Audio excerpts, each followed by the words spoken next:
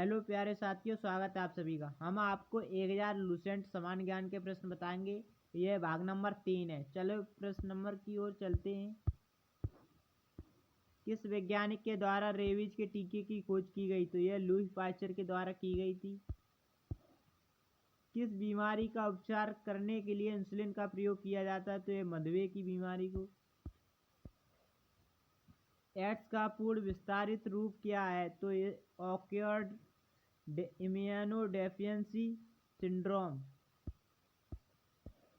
किस जीवाणु के कारण दूध से दही बनता है? तो यह लैक्टोबैसिलस जीवाणु के द्वारा। एक्जिमा रोग मानव शरीर का कौन सा अंग प्रभावित करता है? तो यह त्वचा प्रभावित करता है। हमारी पृथ्वी से भू-स्थिर उपग्रह की ऊंचाई कितनी है? तो यह 36,000 किलोमीटर है। उगते और डूबते समय सूर्य लाल रंग का प्रतीत होता है। क्यों? क्योंकि लाल रंग का विकिरण सबसे कम होता है। कौन भारतीय राष्ट्रीय कांग्रेस का प्रथम मुस्लिम अध्यक्ष था? तो यह बैरुद्दीन तैयबजी थे।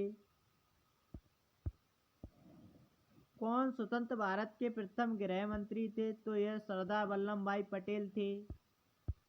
किस वैज्ञानिक ने भाप इंजन का आविष्कार किया था? तो यह जेम्स वाट ने किया था। रेडियो का आविष्कार किस वैज्ञानिक ने किया था? तो यह मार्कोनी ने किया था। बांदीपुर वन्यजीव अभयारण्य, बांदीपुर राष्ट्रीय उद्यान, बांदीपुर टाइगर रिजर्व किस भारतीय राज्य में स्थित है? तो यह कर्नाटक में स्थित है। आगा खां कप किस खेल से संबंधित है? संबंध किस खेल से है? तो गाय ये हॉकी से संबंधित है। दिल्ली स्थित लाल किले का निर्माण किस मुगल बादशाह ने करवाया था? तो यह मुगल सम्राट शाहजहां ने करवाया था। किस वैज्ञानिक ने डायनामाइट का आविष्कार किया था? तो यह अल्फ्रेड नोबेल ने किया था। प्राय स्तनधारी में कितने कक्षीय हृदय होते हैं? तो यह 4 कक्षीय हृदय होते हैं। सबसे लंबे समय तक भारतीय मुख्यमंत्री के पद पर रहने का रिकॉर्ड किसके नाम है? तो यह ज्योति बसु पश्चिम बंगाल की। वह कौन सा तापमान है जिस पर सेल्सियस और फ़ारेनहाइट तापमान बराबर होता है? तो यह -40 डिग्री सेंटीग्रेड सेल्सियस। किस मिश्र धातु का प्रयोग कर कांसा बनाया जाता है? तो यह तांबा और टिन का प्रयोग करके। मछलियाँ किसकी सहायता से सांस लेती हैं? तो यह गलफड़ों के माध्यम से सांस लेती हैं। डेविस कप का संबंध किस खेल से है? तो यह टेनिस से है। भारत में रेगुलेटिंग एक्ट कानून किस वर्ष लागू हुआ? तो यह सन 1773 ईस्वी में लागू हुआ। 1857 क्रांति के बाद अंग्रेजों ने अंतिम मुगल बादशाह जफर को कैद करके कहाँ भेजा था? तो यह बर्मा म्यांमार में भेजा था। भारत का पूर्व से पश्चिम तक विस्तार कितना है? तो यह 2933 किलोमीटर है।